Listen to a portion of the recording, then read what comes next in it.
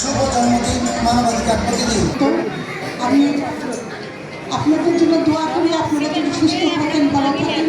আর আপনার এই পত্রিকা যারা কর্মরত সাংবাদিক সম্পাদক বৃন্দু যারা সম্পৃক্ত আছেন, তারা যে এই অনুষ্ঠানটি করছে, আসলে আমরা শুধু লেখালেখি করি না, এই লেখালেখির পিছনেও আমরা আনন্দ করি।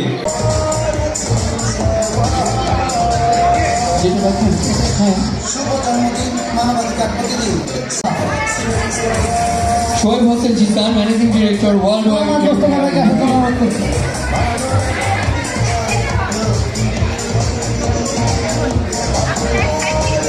Mohammad Mostafa, creative galleria.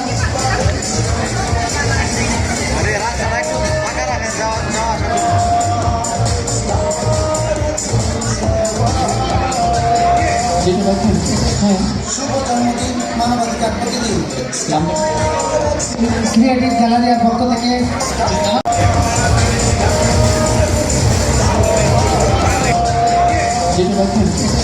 শুভ জন্মদিন মানবাধিকার প্রতিদিন। শুভ জন্মদিন মানবাধিকার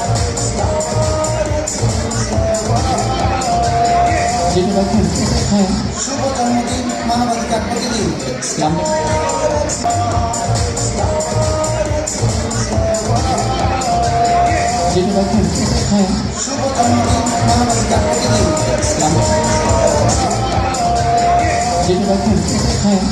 জন্মদিন মানবাধিকার প্রতিদিন।